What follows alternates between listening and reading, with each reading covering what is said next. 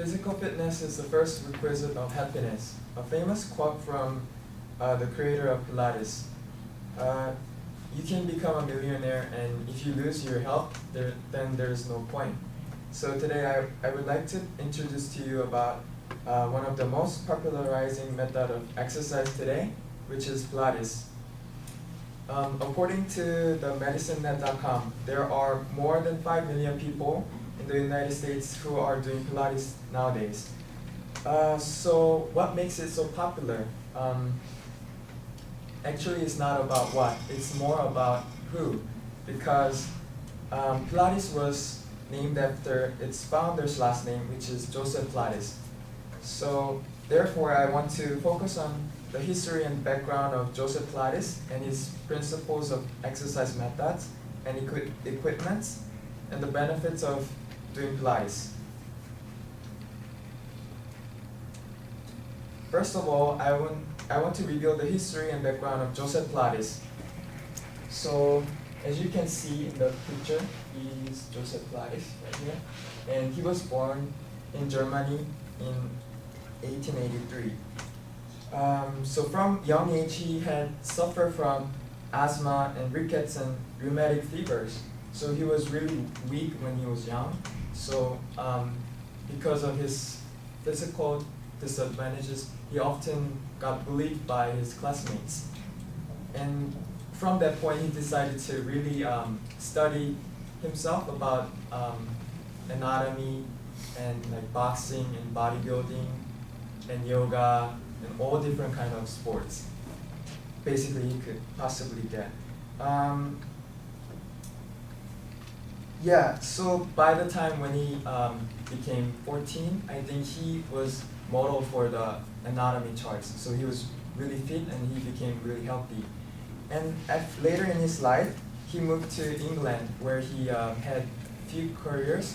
One of them was a professional boxer and self-defense trainer and professional circus performer. So he did a lot of different things in his life. And when the World War I broke out, he was captivated in the internment camp by the British government, where he was responsible for training like all the German people to remain healthy, and he even like took care of people who were injured from the war, from the battle. So during the internment camp, he developed his exercise method called Contrology, which is later called Pilates.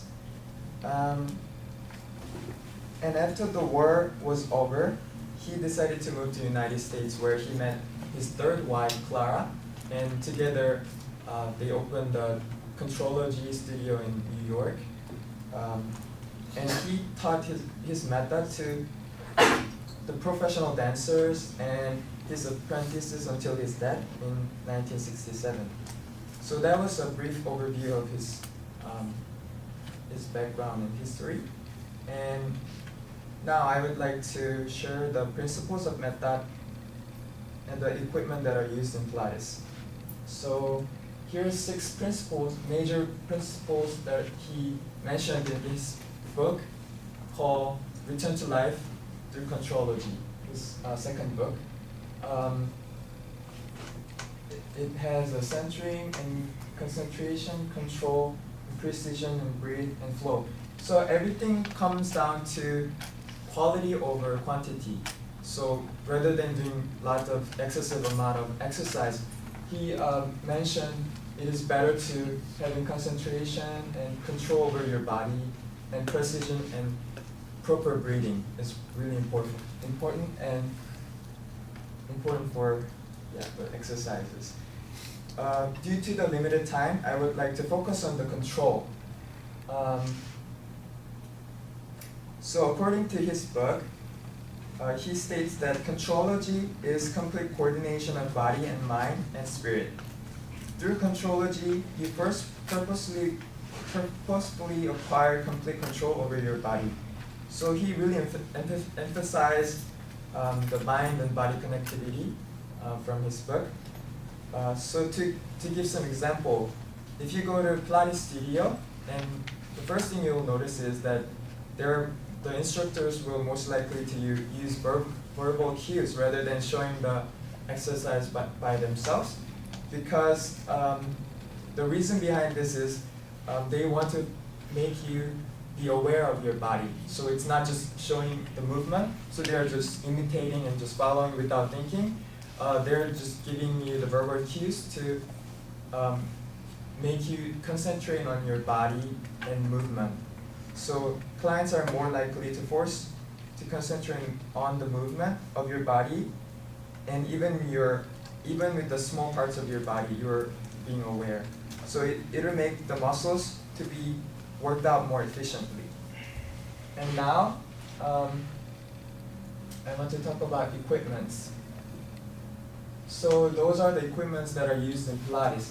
So this is called Reformer, and this is Cadillac. It looks like a torture machine, but it really reforms your body, and it's really effective way to build your muscles. And yeah. So there's Wunda chair and some Bear, which you stretch your spine, and you can work your legs and arms in the Wunda chair. And of course you can just use mat. There's a lot of exercise you can do on the mat too. So I would like to show you some animated version of video that how Pilates came up with this equipment.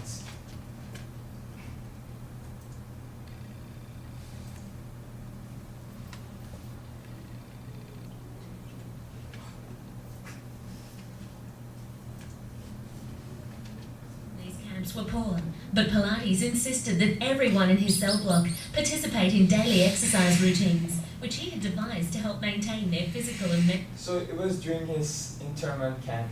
So he was teaching his other people. Mental well-being. Some of the injured German soldiers were too weak to get out of bed. Not content to leave his comrades lying idle, Pilates took springs from the beds and attached them to the headboards and footboards of the iron bed frames, turning them into equipment that provided a type of resistance exercise for his bedridden patients. These mechanized beds were the forerunners of the spring-based exercise machines such as the Cadillac and the Reformer, for which...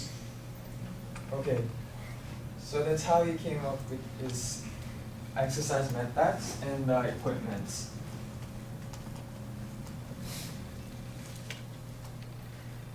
Okay, so now that I talked about the history and the methods and the equipment of Pilates, I want to talk about the benefits that you can get from Pilates.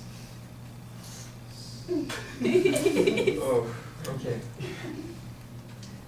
Alright, so of course core strengthening and relieve pain and correct posture and a lot of things you can get out of Pilates.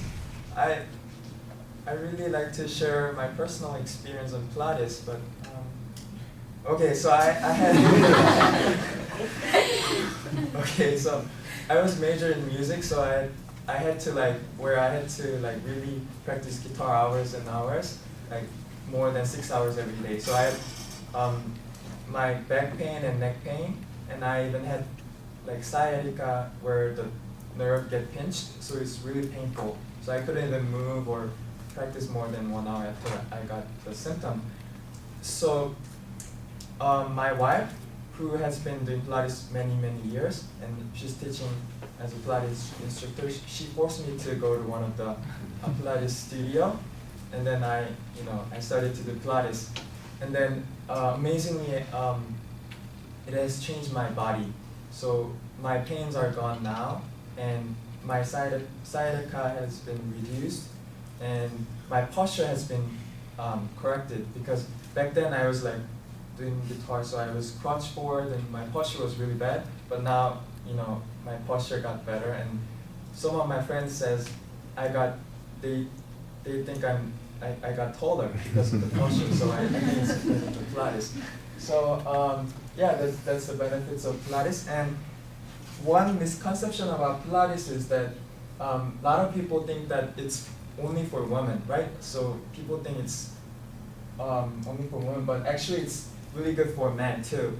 and Pilates himself was man. So men tend to have like tight hamstrings and tight everywhere, but Pilates really helps you to gain flexibility. So I really suggest all men to do Pilates. So sum up, I have talked about the brief history of Joseph Pilates and how he came up with his concepts of exercises and equipments.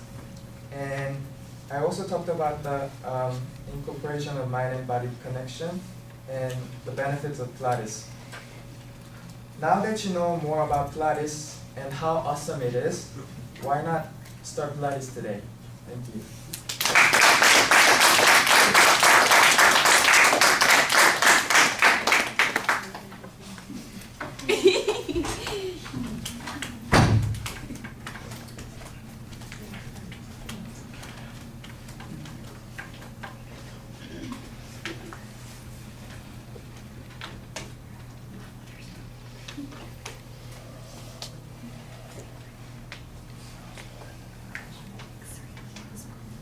Zach, what did you think? Overall, it was pretty good. I know you did get a little stressed out, and I totally understand with the timer going off. It was pretty loud. But I wouldn't worry about that. Try not to worry about that in the future. It was most of the problems that were there, like the few that were I could probably guess that they had to do with just a little bit of being stressed out by the speech. It was really good. You were very good at connecting with us, making us laugh, and for the most part, your evidence was pretty clear. I feel like your introduction could have been a bit more clear and could have stated, and I think it needed to state more of what you were going to talk about throughout the speech, but it's pretty good.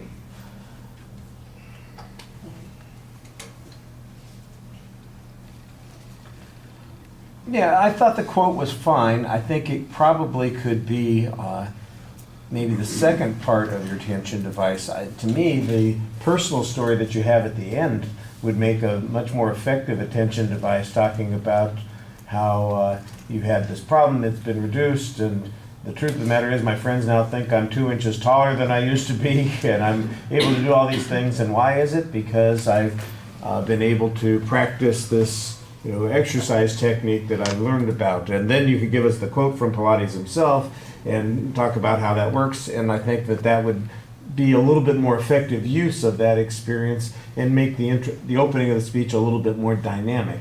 As it is, it meets the requirements, it introduces the topic as it is, but I just think it could have a little bit more energy to it and pull us in a little bit more. Now, one of the things that helps is the fact that you do a pretty good job, like Zach said, relating to the audience. You talk to us for the most part, and even though you are looking at notes and trying to keep track of all the stuff that you're saying, I never felt like I was being ignored by you in the presentation. You did seem to do a pretty good job trying to connect with the audience, and there's some humor built into the speech as well. You've got a topical organization, that's pretty clear. I thought your signposts were very clear. You know that you do have the timing problem because you only get to your third point just as your time is expiring. So that's an indicator that you needed to have more practice and that you needed to obviously edit and cut down some things that are going on. And there are a couple places where you could do that. The historical information about Pilates himself I thought was interesting, but it's most interesting about where it comes from, that he developed it while he was interred as a German citizen in Great Britain during the First War, and that while he was there, he was helping out German soldiers who'd been captured and that sort of thing, make sure that they were getting through. So I thought that was interesting, and there's good background on that. I like the little cartoon that you have at the end. It illustrates that particular point as well. That I think maybe you could even, it worked fine where you had it. It was okay. It could have come earlier, but I thought it worked pretty well. You've got the first picture of him and all the things that are listed there. You spent a lot of time on that. It should be briefer because you have other things to talk about. And I think we want to know a little bit more about, you've got all these terms that are being described controlology. I like that word. You know, it's like, okay, so what does that mean? And I'm still a little vague on what it means, because other than maybe dynamic tension and resistance stuff that's going on the two pieces of equipment that you described, I'm not quite sure how it's different from anything else, except you do have this one section where you say they don't show you how to do these things, they tell you how to do these things as a way of forcing your mind and your body to connect to that. And I was interested, I'd like to hear somebody say that, you know, okay, now lay down on this thing, and here's what you do, and here's how you do it, and you know, concentrate on this, and worry about that, and maybe hear somebody leading you through that so we could get the sense of what you're talking about, that there's a connection with mind and body because they describe it, as opposed to just imitate what I do, which is, it's very different. And why that is different and why that matters, I'm still not clear on, you know, especially when it comes to the health benefits. Why are those things the thing that make Pilates distinctive and different or advantageous compared to other kinds of exercise? It seems to me like if I'm doing all those things on a piece of equipment and I'm following the directions, I'm getting the muscle exercise and the body training that I would need to be in good shape and all that sort of thing. Why is the other stuff so important? And there's a philosophy there that has escaped me a little bit. And I think that you've got the right idea, but I'm not sure that you've kind of explained it as clearly as it needs to be. A good start on that, though. All right, thank you.